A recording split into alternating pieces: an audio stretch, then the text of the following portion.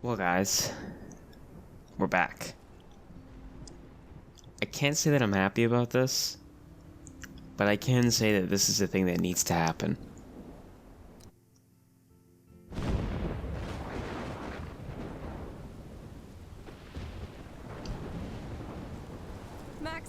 Max, can you hear me? Please say something. Chloe, I must have passed out. Oh, thank God. Don't you ever do that again, okay? I swear. But that nightmare was so real.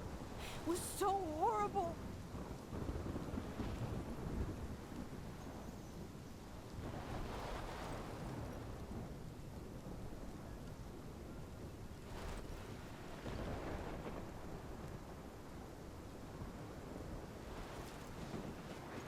This is my storm. I caused this. I caused all of this.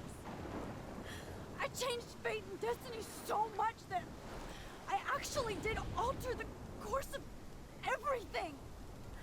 And all I really created was just death and destruction.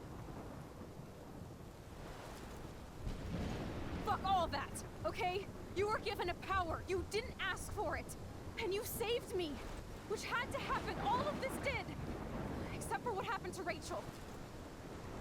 But without your power, we wouldn't have found her. Okay, so you're not the goddamn Time Master, but you're Maxine Caulfield. And you're amazing.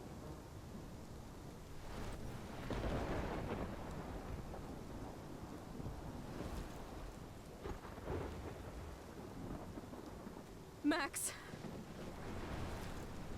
This is the only way. I feel like I took the shot 1,000 years ago.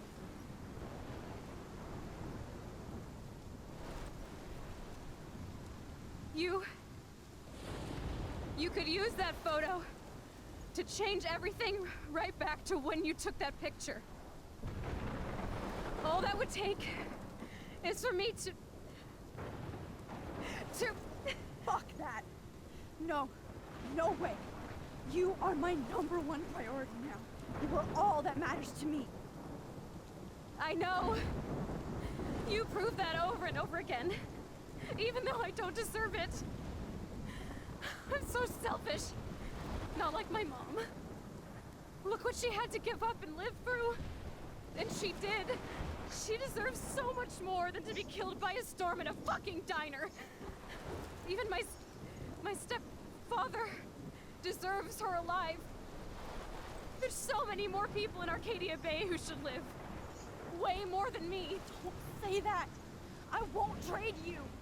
You're not trading me. Maybe you've just been delaying my real destiny. Look at how many times I've almost died or actually died around you. Look at what's happened in Arcadia Bay ever since you first saved me. I know I've been selfish, but for once, I think I should accept my fate. Our fate. Chloe. Max, you finally came back to me this week, and you did nothing but show me your love and friendship. You made me smile and laugh like I haven't done in years. Wherever I end up after this, in whatever reality, all those moments between us were real, and they'll always be ours. No matter what you choose, I know you'll make the right decision. Chloe. I can't make this choice. No, Max. You're the only one who can.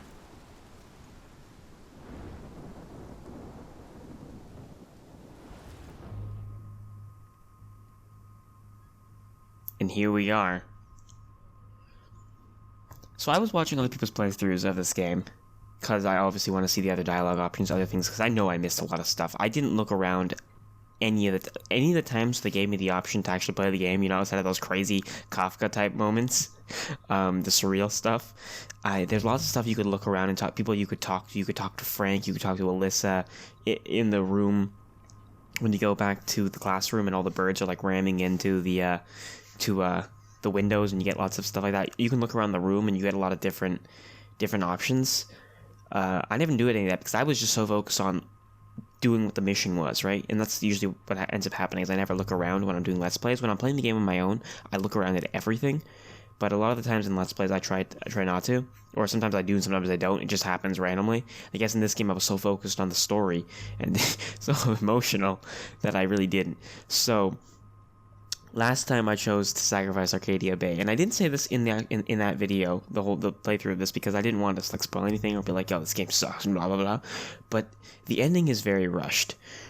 And I did notice that. I just didn't say anything, but it felt very cheap to me. Like, this game is brilliant. Like, the beginning of the game, like, at the beginning, you are playing this game for the first time when it comes out. You don't know much about it, and you're like, what kind of crap am I playing right now? Am I a high school girl? Right? That was in January 2015. All right, that happens. And then all of a sudden, you're so involved with these characters, right? Because at the end, it's actually a really good game. Like, it's a really... I wouldn't say it's really good game per se, but it's really good. I don't know how to describe it unless you've already played it. You understand what I'm saying, but otherwise you might be like, and you're like, you game a lot, so you understand what makes a good game and stuff like that. And then you're like, this game's not good. It's a good game though. It's not a good game, but it's a good game. But anyway, the point I'm trying to make is I missed a lot of stuff, and because of that, I went through and watched other people's playthroughs, and so I have experienced that. Other than the ending, I didn't spoil myself on that just yet. I mean, I have a feeling I know what happens anyway. But yeah, that's what I'm saying. You need to play this game. And you need to go and talk to everybody and do everything.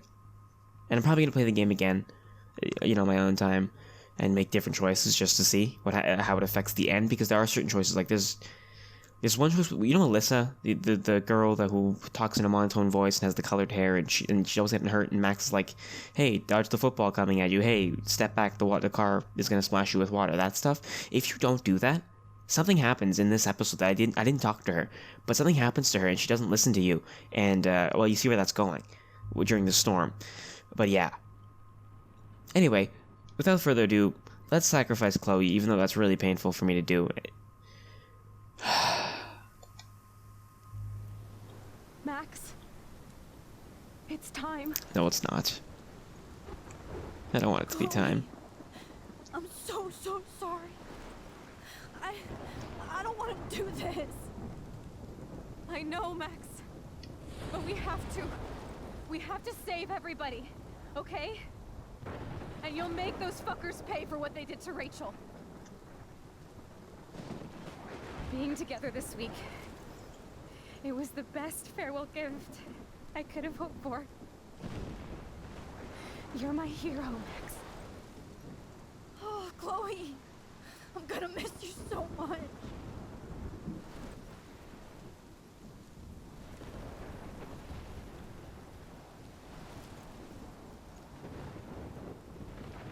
I'll always love you. Now get out of here, please. Do it before I freak. And Max Caulfield, don't you forget about me. Never. I have a feeling it's a reference to the Breakfast Club line, but I'll refrain from singing it because this is super emotional. But they did have references like that all out the game, Twin Peaks, and other stuff that I can't remember at the moment.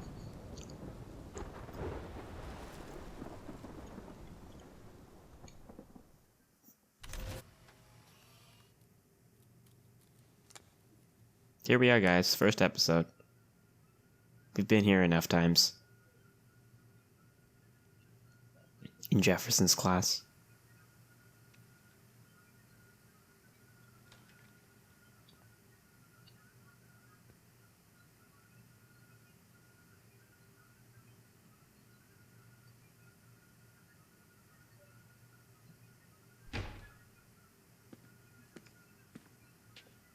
It's cool, Nathan. Don't stress. You're okay, bro. Just count to 3. Don't be scared. You own this school. If I wanted, I could blow it up. You're the boss. So what do you want? I hope you check the perimeter, as my step-ass would say. Now, let's talk business. I got nothing for you. Wrong. You got hella cash. You don't know who the fuck I am or who you're messing around with. Where'd you get that? What are you doing? Come on, put that thing down! Don't ever tell me what to do. I'm so sick of people trying to control me! You are going to get in hella more trouble for this than drugs. Nobody would ever even miss your punk ass, would they? Get that gun away from me, psycho!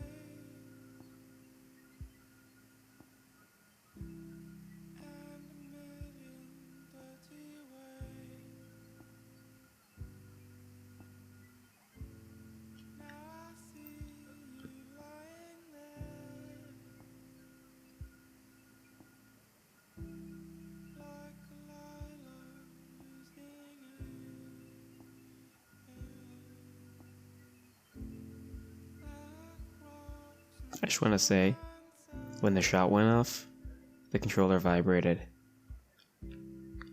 And that is painfully impactful.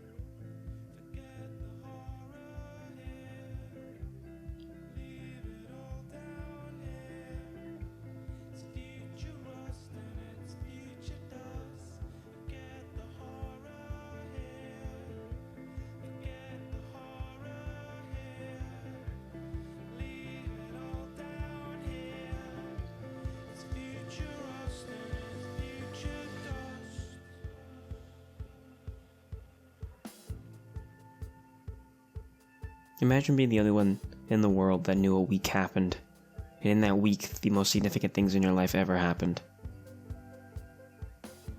And they really didn't exist, except in your head.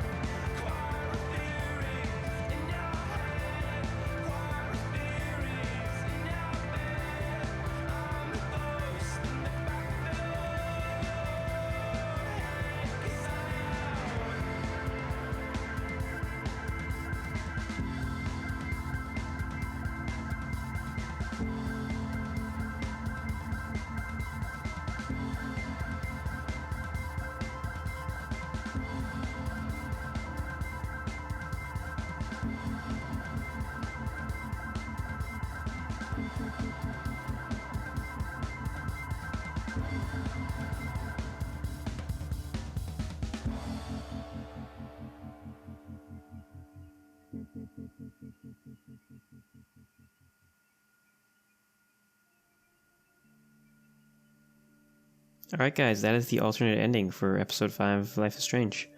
I have a couple questions about that ending. Like, why Principal Wells, Kate, and Victoria were at Chloe's funeral, despite them probably never ever knowing her. Okay. She did go to Blackwell, so Principal Wells would barely know her. Victoria, I guess, would barely know her and probably really hate her because she just as much hated Rachel. I mean, Warren's there because Max is there. Now maybe it's small town. When somebody dies, everybody feels it, which is proven to not be true because no one even cared about Rachel. They all just assumed she left. I guess they didn't know she died, so they didn't care. When someone actually dies, they do care. Maybe. I don't know. Other questions like, does Max still have the power to go back in time? Because that'd be a pretty shitty burden to have throughout your life. Let's just say someone you care dies about you. Wait, what? Someone you care dies about you? Someone you care about dies. Which happens a lot in this game. Over and over. And you know you have the power to reverse it. But you also know the consequences of reversing it. So you just be mortified to be like, I could have saved them. I could have saved that person, I could have saved that person, I could have saved that person. But I'm not going to because I know what hell comes after. That is terrifying.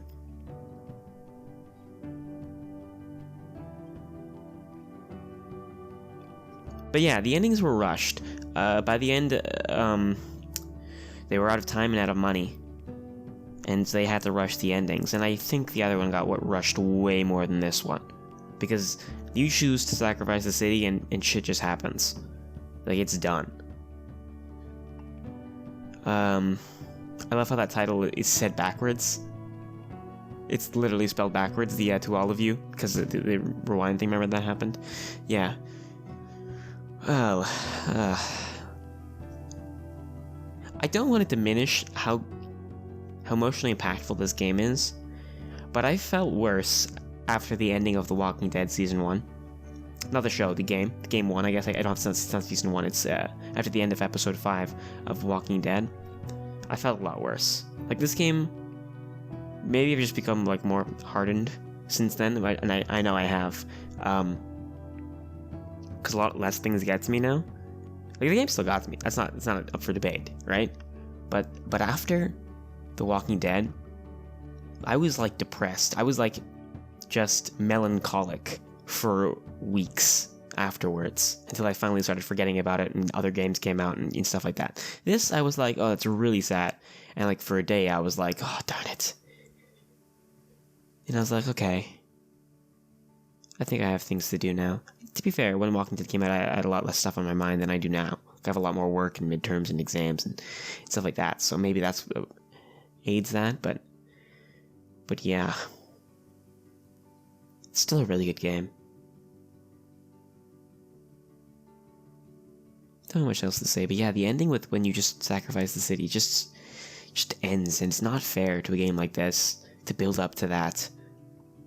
I don't even understand. Like, I guess it's, at the end of the day, it's a money thing, right? We're out of money, we're out of time. If you're out of time, that makes total sense. But you're out of money. Who gives a shit if you're out of money? Spend more money. This is a game. And I guess it's the sad thing that there are some indie developers out there, which is why I love indie games. Because indie games aren't focused on the money. Maybe some of them are. But a lot of the time, they're passion projects. And passion comes through in something like a video game. If you really like something, you're really into it, it'll show, and people will understand, and people will love that. People love to see other people who are passionate about something. That kind of enthusiasm is infectious, right? So when you see a game, an indie game, where they kickstarted, maybe they were a crowd-funded game, or maybe they're personally funded games, but they spend every cent that they have to make a good game. It comes through as a good game. Even if a lot of people don't like it. Like, maybe Hotline Miami is like, oh, it's old, it's retro, it looks stupid, the graphics suck. There's so many people out there who are like, the graphics suck. That's not conducive, has anything to do with a good game. Amazing graphics are great for games that want to boast about amazing graphics, but what else do they have? A lot of other games with amazing graphics have good stories and all that too, but if you just have good graphics, then what the hell is it? Nothing. You know, a pretty thing to look at. But a game is what you're after, right? And what am I even talking about? I don't even fucking know. I'm trying to say that the money is not really... I hate that money is a factor when it comes to this kind of stuff where it's just a good story. I really hate that. Which is why I tend to play a lot of indie PC games over any big name games. I mean, I still play big name games. You know, I've started playing Tales of Zestiria. I've not well... What's the word I'm looking for? I've not really played a ton of Tales games, basically. But I really always wanted to because I love JRPGs, which you'll never see on this channel because JRPGs tend to be really long, and I don't have it in me to make really long Let's Plays like that because I would just lose my motivation to keep going after, like, you know, months and months of recording the same game. Which is why I tend not to do long games on my channel. But yeah, I mean, if you're still here, congrats, because you've already seen this once at least, and if you sat through that, congrats, because that was a 2.5 hour freaking video. This is just me rambling, because I have a lot to say about this game still, and I didn't want to crunch it all in the end. I did rush myself the end of that, because I wanted to get through the credits and then be like, okay, this is already 2.5 hours, you know, get on with your lives. But here I have more time to just get it out the end. Fan, thanks for your amazing support, art, gifts, passion, and crazy theories. It's been such an honor to have you dwelling in Arcadia Bay with us. Yeah, I know. I barely ever have this computer connected to the internet just because I game on it. And I don't need to connect to the internet a lot of the times. Which doesn't make any sense, because if I'm using Steam, like, what the hell? But I tend to not just let this computer not be connected to the internet. Because, like... whatever. Anyway, guys, that's the ending again. I don't even want to deal with this freaking thing. Yeah, I left my original save and I replayed the last chapter there on a new save just so I could have both for whatever reasons.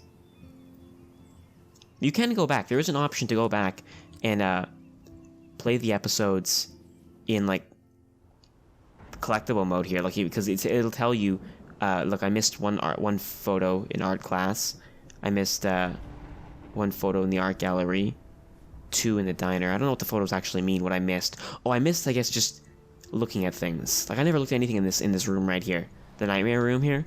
I guess there's things you can just look at and like interact with. They're not photos. They're more like memories or events in the game that took place because of actions you took in the past or something. Just an event. I don't even know how to describe it, but in my mind I know what I'm talking about, and probably you don't. But there's things that I missed, and there are things that are worth seeing. So, I mean, I've seen them through other people's Let's Plays, but I've also played this game myself, so I don't have to worry about that. If you haven't, pick it up. Play it. They're definitely going to be selling, like, all 5 episodes at some point in a bundle. Just do it. Just do it. Life is Strange kind of gives off the feel that it wasn't... I mean, obviously, it wasn't an indie, per se, project because it was Square Enix, but it was one of their more small-scale projects, which kind of gives it the same feel as being more of a passion project, I guess. So in that respect, it did come through. It's just a really good aside from what Square Enix is normally known for. But anyway, thank you guys for watching this video. I hope you enjoyed the video. I say video twice, but, you know, I gotta fix the intro. I never really have a good one. But yeah, see you guys. I guess in Hotline Miami is probably the next video I'll post after this. See you guys then.